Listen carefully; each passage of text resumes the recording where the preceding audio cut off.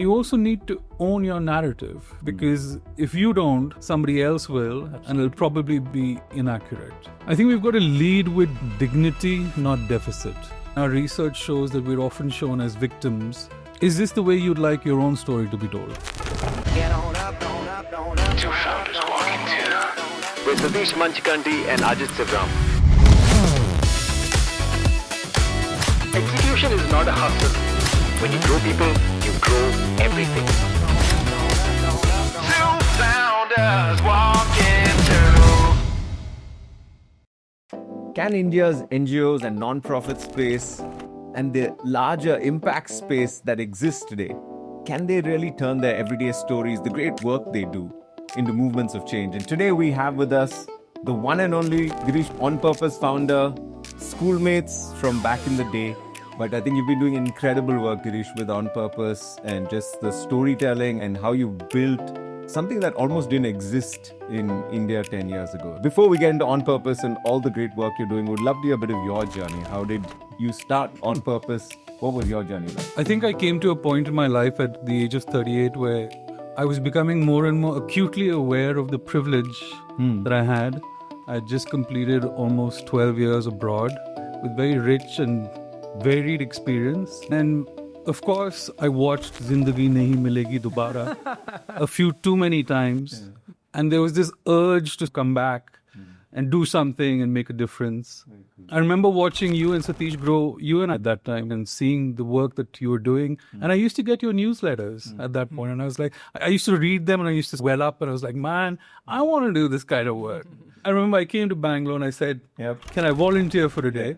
And you very graciously allowed me to do that. And in 1 hour, I think I had about 20 kids between the age of 5 and 15 come at me with that energy. And suddenly I had newfound respect for all my teachers who used to do this day in and day out. And I just did 1 hour with them to realize that this was not for me. Just the amount of energy it takes to engage a group of ambitious, enthusiastic children made me realize that, okay, clearly this is not what I'm meant for. I had to recalibrate. I've always been in communications. I really enjoy it. So then I was wondering how I could use that skill to focus on social change. So that's where On Purpose came about. Love it. I think that journey, having seen it personally and just your personal transformation, all that you went through, how is On Purpose different, right? To someone who doesn't understand marketing, who's not from this space, who's not from the social space, why On Purpose? How is it different? On Purpose also started out of some amount of naivety. You could take a decade or more of corporate experience and suddenly bring it to the social sector and feel very savior-like about it. I very quickly realized that it doesn't work. It's not necessarily a transferable skill that you take from the private sector, because the social sector is a completely different beast. It has its own challenges. You have to learn how to work with it through your own lived experience. And that now we've got 8 years of it, but it's almost like we now have 8 years of realizing how little we know. But that itself is progress. And today, if you ask me, from where we started to wanting to use communications for social change, and today where we're at, we know how little we're really doing, because the real change is happening through different organizations and individuals on the ground. But where we found our sort of sweet spot is supporting them. So while we can't do it ourselves, we're trying to work with the change makers who are. So both individuals and organizations who are driving the real change. And of course, the challenge is that we are bootstrapped. So we don't have funding or investors or grants. So the work has to pay for the salaries of the team. And that's where it becomes a daily battle of purpose and profit. That's very interesting. When you look at the non-profits in India, the visibility is such a challenge. It's a need of the hour. You want to really promote your cause and expand it. You have to be visible on one hand. On the other hand, in the non-profit space, marketing is almost a dirty word, right? Like those capabilities don't exist. The social media, or PR, forget about having departments for that. Those capabilities don't exist within the non-profits. And donors probably wouldn't want you to spend the money on marketing activities.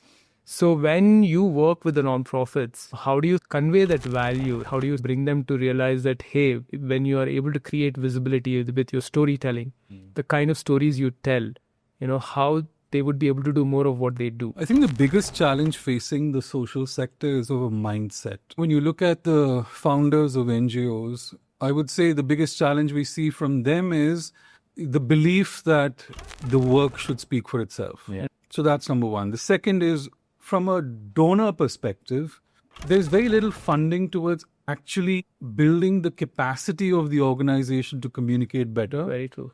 but only restricted to the program Yeah. that's being funded rather than building the capability. So today, when we work with organizations in the space, we realize that there's a real challenge with the talent to do good communications in the organization, because there's very little scope for them to grow and see their career moving, which is why retention is very low.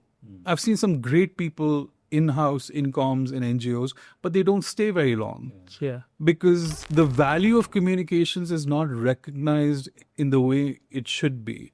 And if you think about it, you need it because you need to be found. You need to be discovered. You need to be heard by donors, volunteers, partners. Yep. You need to build trust and credibility that comes from good communications, and that's pretty much the currency in the social sector. You need to be able to demonstrate impact and accountability to be able to showcase that change is possible. And you also need to own your narrative, because if you don't, somebody else will, and it'll probably be inaccurate. I think that mindset you talked about is something I've seen so many times, right? The work should speak for itself. I'm doing good work. When you speak to a founder, how do you deal with that mindset, and what's that conversation? I think now we've again had the opportunity to do this with quite a few. So we've also become a little less inhibited in addressing it head on by telling the founder that actually you're the problem.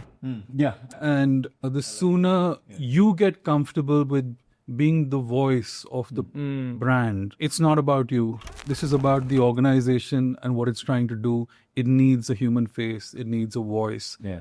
And that has to be you.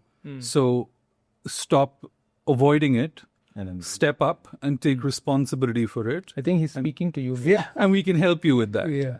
I love that. I think when we spoke to you maybe 5 years ago, you were actually the first person who ever told us you guys should be doing a podcast. Took us 5 years. Yeah. It is. I'll send you the bill. Yeah. And it honestly took us that journey as founders to even believe that we had something worth sharing.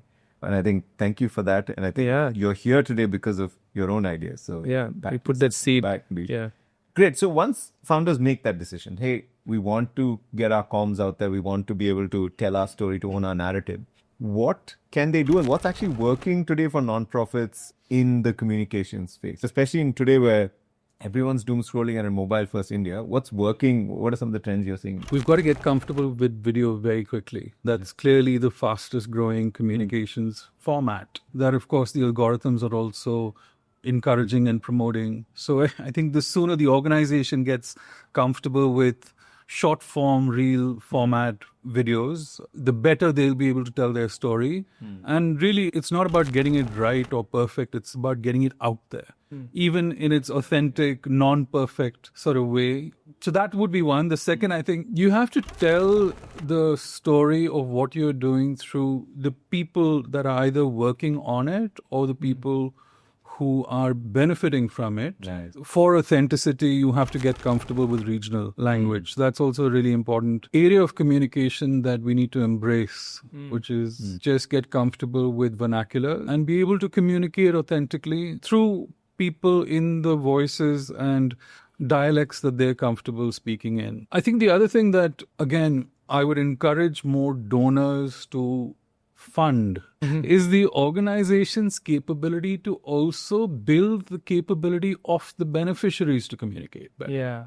So that could be through user-generated content. Sure. So again, you've got to invest in building the capability of this community so that they can tell their own stories in their own way.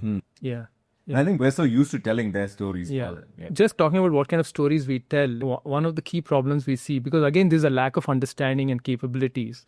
The lowest hanging fruit that, when you're telling stories is go for shock or guilt. And we get into this space where how do we shock the audience? How do we guilt trip them to donate money or to join the cause? And I think there is some sort of compromise just in terms of how you're presenting your beneficiaries. So what are some of the things nonprofits can do to ensure that they're telling the stories that are empowering and not like just poverty porn, for the lack of words? Yeah. It's very interesting because recently we've also done some research around purpose on how climate stories are depicted in the global south versus the global north. And our research shows that we're often shown as victims, Yeah. as people who are reliant on aid and are the worst affected, which we are, but it completely overlooks our innovation, our agility, our resilience, and our ability to show the rest of the world how it could be done, because we're just the early adopters of adaptation strategies that the rest of the world will need. So I think similarly, when you apply that lens to telling the story of beneficiaries, I think we've got to lead with dignity, not deficit. Love that. Which is focus on strengths, on their agency, on their aspirations, rather than what's lacking. A rule in communications is show, don't tell. So show what a day in their life looks like, what before and after looks like. So it just makes it more visual for an audience to understand the scale of the impact. And I think just follow the golden rule, which is this the way you'd like your own story to be told? I think it is a real challenge, because you're not just empowering them to tell their story, you're also finding a space for them. And also, like, how do you move from that story off to story by? Because it's good in theory, I understand what you're saying, but how do I, like you said in the beginning, if we can even get donors to fund empowering, say, the beneficiary to tell their story, what does that look like? What are some use cases you've seen? Who's doing it well? Like, how do we even start that journey? So I think coming back to that point about creating that capability for the beneficiaries to be able to tell their own story, like you said, instead of us telling it, let's get them to tell it in their own way. One is to invest in what good communications looks like for them, but also give them the tools. Maybe it's basic smartphones, etc., that they can use for videos. And I've heard the big tech platforms actually do a lot of this. I've heard about Instagram, for example, also running lots of courses and workshops on how to make Instagram friendly content. Maybe approaching the big tech firms and getting them to also be part of the cause could be a good way to look at it. And of course, when we're talking about user generated content, make sure that we've also got their consent and they're informed about how this content is going to be used, where it's going to be used. We need donors to support us with this, compensate them for their time. Just think about it. If they're giving their time and experience, just like any other content creator, maybe fair compensation is something that needs to be introduced for that. And then finally, get them involved earlier. Co-create at the brainstorming stage rather than at the execution stage. As we were saying earlier that 5 years ago, you told us that, hey, you should do podcasts. It took us 5 years. Maybe you are late to the party now. But looking at today, and the whole landscape is ever evolving, right? If you have to look at where we are today, and you're looking at nonprofits which are like starting their journey and really want to put their story out there, put their voice out there, what are 3 trends that you would say, hey, you got to be doing this today? So this might be anecdotal, but I think it's symbolic of a wider trend. We're working with a large foundation that's encouraging the promotion of fortified foods in different states of India. And in this campaign, we've engaged with a number of regional language content creators. And we've seen firsthand the impact that they're having because of their ability to connect emotionally and relate with the audience that we're looking at. It's a reminder of how all of us sitting in urban cities, tier 1 cities, with our sort of very elitist platforms like Instagram and LinkedIn don't really connect with, I don't want to politicize this, but the Bharat that's out there. So I think regional language content creation is key for NGOs to really get their message out. The second, I would say, is authenticity and relatability over high production values. You don't have to have a very expensive production setup to be able to tell your story. But to be able to tell your story in your most authentic voice is probably critical for any NGO.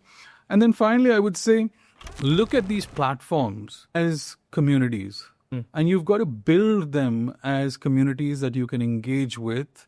And maybe a smart way to do that would be to pick a platform that is most suited and focus on that. Don't spread yourself across two or three. Just pick one and build a community with regular content, relatable content. Get your community involved in your content, and that's probably the way to go.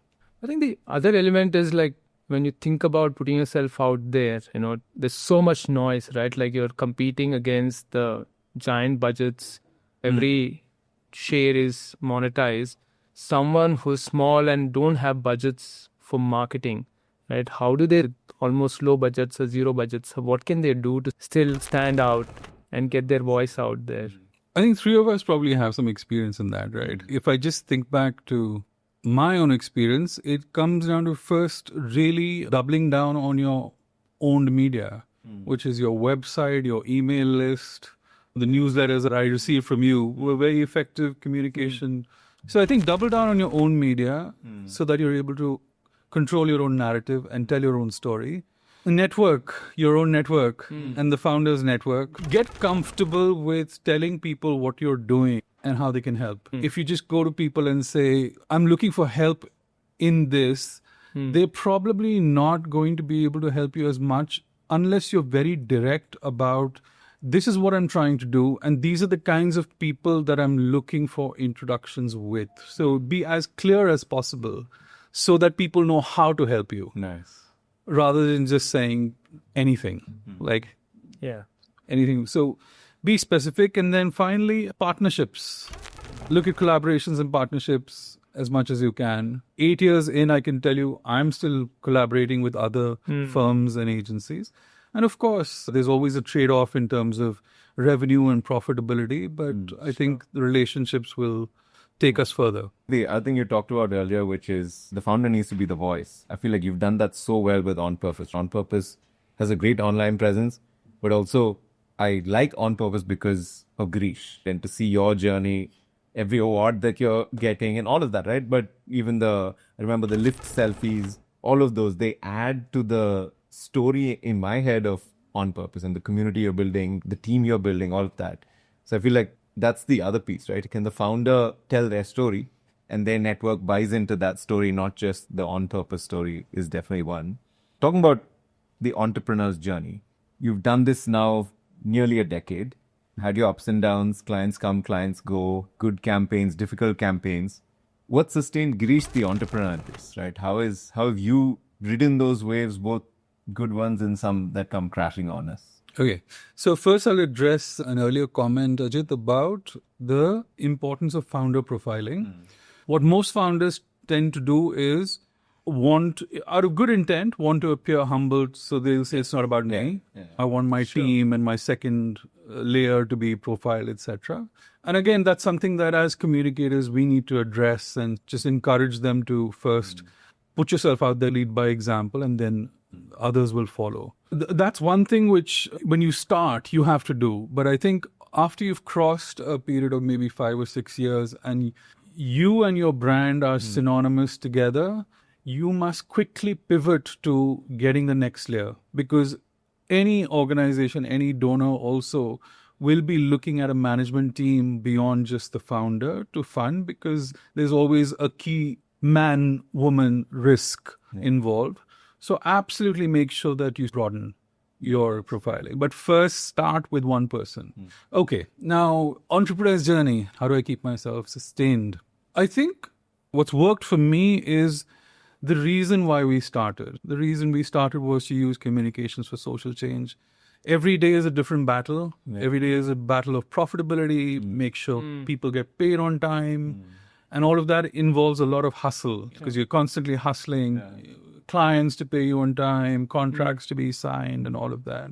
And of course, there will be key client losses. And when you have the aid department of a large country we know shut down overnight, the impact is very direct. It's been a learning experience to have to go through that. What sort of hurts you the most is the human impact of that. And these are people that you've worked with and you want them to do well. And suddenly the businesses are unable to support them any further. And we've also had our sort of experience of going through that. But coming out today, we are a very different company because we've been through that experience. So I think just being able to put more process, system, and also de-risking the business has become a very major part of how we're looking at what we do, which is making sure that our liability is on key clients is spread. And what sort of keeps me going through this, I've had the privilege of a founding team that have been with me right from the start. And I'll tell you the importance of that is it becomes a shared journey. It's not just you, but people with you have been through this with you. And that becomes a critical factor. Of course, family support systems. My parents and my wife know every person at On Purpose because I would have spoken about them at some point. And they're the only ones who will listen to you without charging you for it. And of course, I would encourage everybody to do this, but I've been working with a coach for the last 4 years. Yeah, because at some point your parents and spouse will also give up on listening to you, and you've got to actually pay somebody to listen to you. I personally met you 10 years ago when you were in the transition and you came and spent some time at UNI. And what you have built over the 10 years, right? And you've taken the road less traveled. And if you had to speak to someone who is at the junction of saying, hey, I want to take a different path and maybe do something like On Purpose, what are one or two key lessons that you'd want to share with them? What I would say is the drive was internal. And I think that's what sustained me because I wanted to do this work. And at that point, I wasn't really thinking about scale. I was just thinking that this is the kind of work I want to do. I think at some point I imagined that we would be a little much smaller and we would be a little more activist and I'd be more jhola carrying, like working with Greenpeace and trying to fix the world. Yeah. But the reality has been very different. We have a good mix of foundations, NGOs, corporates who are all trying to talk to each other. It's probably the best choice I ever made for myself. Everybody has their own sort of journey to embark on. And again, it comes from a place of privilege. To be able to choose itself is a privilege. Very true. I'm very grateful that as a result of my work at On Purpose with the clients that we've got to work with and the team that we've got to work with, I have become more aware of the privilege that I have. And I also recognize that to have been able to choose On Purpose and choose what we do itself is the gift. That is the reward.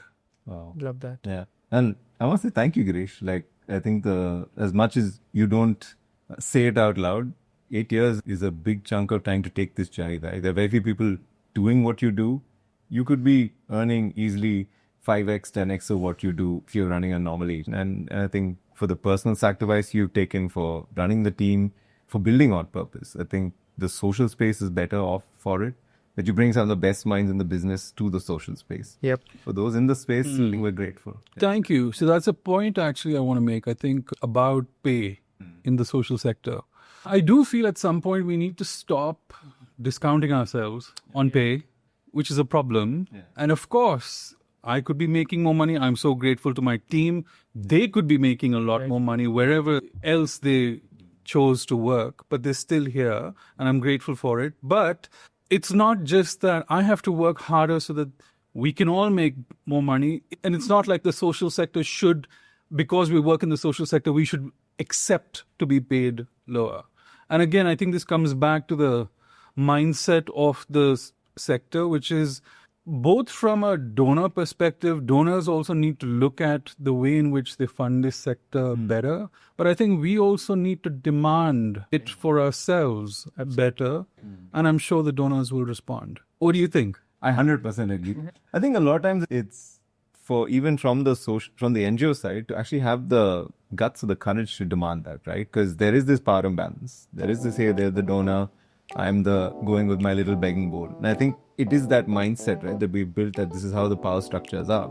And a lot of times for us to see ourselves as equals, saying, hey, this is the work and these are the people they demand that, I think is a much larger narrative that we need to change. And the reason why that's important is because we need to be able to attract the best talent to the sector. And we're not going to be able to do that if we keep looking at it as charity. That's not the way we should be looking at it. We should be looking at it as a career that can be aspired for, and also because the pay is fair. Yeah. I love that. I think pay is fair is a great place to get to, and that's where we want to get to. And I think for the sector as a whole, I think it's definitely the future that we aspire to.